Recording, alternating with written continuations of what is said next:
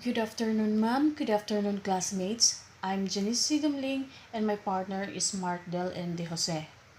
We are going to discuss the topic on Lesson 10, which is demonstration in teaching. Like role playing and pantomime of the dramatized experiences, demonstration is also something very handy. It requires no elaborate preparation and yet as effective as the other instructional materials when done properly. So, what then is a demonstration? So, in dictionary, demonstration is defined as a public showing emphasizing the salient merits, utility, efficiency, etc. of an article or product.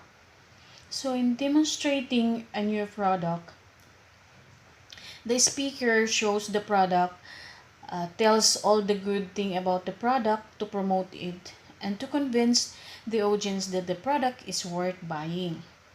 For activist demonstration, the activists air their grievances and publicly denounce the act of a person or of an institution, like government, against whom they are demonstrating. In teaching, it is showing how a thing is done and emphasizing of the salient merits, utility, and efficiency of the concept, a method, or a process of or an attitude. When a master teacher is asked to do demonstration teaching on a teaching strategy, she knows she shows to the audience how to use a teaching strategy effectively. The three instances of demonstrations, there is always an audience, a process of speaking, and a process of showing a product or a method. So, therefore, demonstration, it is an act and or a process of showing someone the importance or usage depending on what is to be demonstrated to public. In using demonstration as a teaching learning experience, we must observe guiding principle.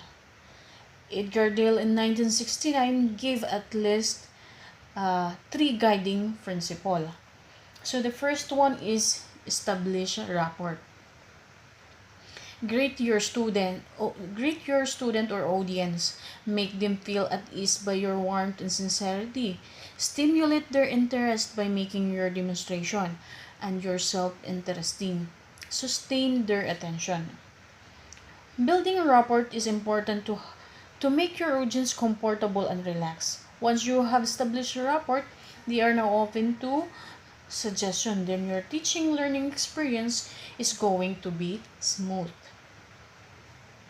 Avoid the clear only if known fallacy. So what is this fallacy? It is the assumption that what is clear to the expert demonstrator is also clearly known to the person for whom the message is intended.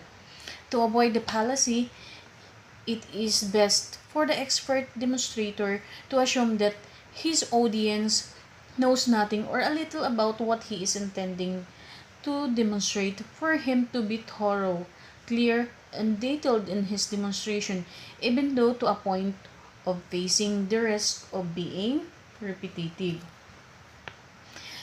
To avoid the clear only if known fallacy, demonstrator must assume or think that no one from his audience knows what he is intending to demonstrate to make his demonstration successful.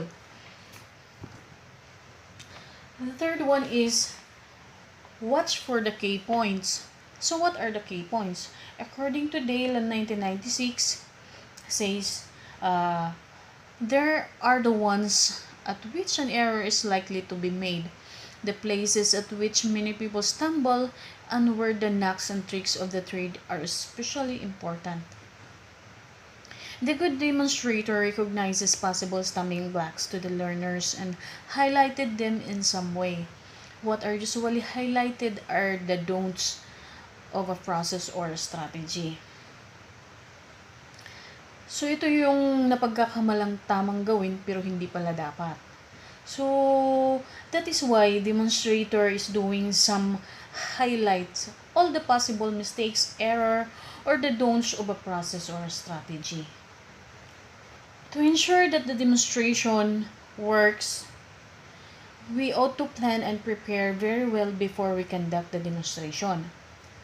In planning and preparing for demonstration, Brown on 1969 suggests methodical procedures by the following question. So first is, what are our objectives? In preparing and planning, objective must be set first before any demonstration. The second, how does your class stand with respect to this objective? So the class serve as the basis of the objective. It should be made sure that the objectives are specific, measurable, attainable by the learners, result-oriented, and time-bounded. Then the third one is there a better way to achieve your ends? So plan for a meaningful end for your demonstration. A good end will somehow retain in the mind of your audience. The impact would be good, so your objective has been attained. Do you have access to all the necessary materials and equipment to make the demonstration? Do not assume that you can borrow what you need during your demonstration, the equipment that you see in the area, because this might not be available at the time of your demonstration. So this must all be prepared before, not during the day of your demonstration. The fifth one is, are you familiar with the sequence and content of the proposed demonstration? For this, if rehearsal is needed just to be familiar with the sequence and content of the demonstration, then you must do it. Are the time limits realistic? To make the time limit realistic, during rehearsal, review the time allotted for your demonstration. Do some question of your own demonstration. If you get all the answers of your questions, then the time limit is realistic. Example, was the time set enough to achieve your intention for your demonstration? Was it too long or too short to achieve your objectives? You have planned and rehearsed your demonstration. Your materials and equipments are ready. You have prepared your students. Then you can proceed to the demonstration itself. During demonstration, Dale, 1969, gave several points to observe. First is, set the tone for good communication. Get and keep your audience interest. During demonstration, we should never depart from motivating our student to pay attention, and so we should not make teaching and learning dull and boring. Second, keep your demonstration simple. Do not over-decorate the information, lessons, and the strategies. The simpler, the better. Do not wander from the main ideas. One has to make sure to never depart from the main idea of the lesson, because departing from it would cause confusion to students. Check to see that your demonstration is being understood. The facial expression of the learners easily tell whether the teaching is effective or not. If they seems to be confused, you have to strategize.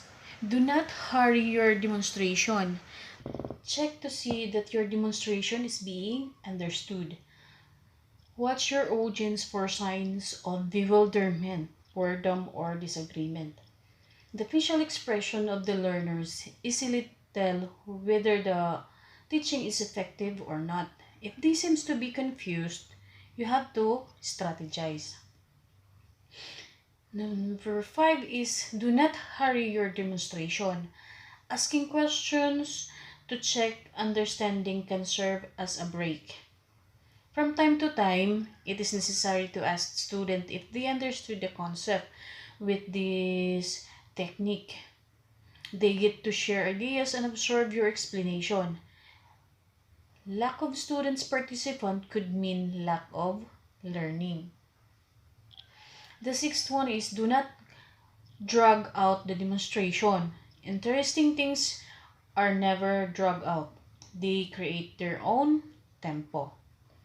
There should be some portion of the lessons where students tend to share ideas as they can relate to this situation.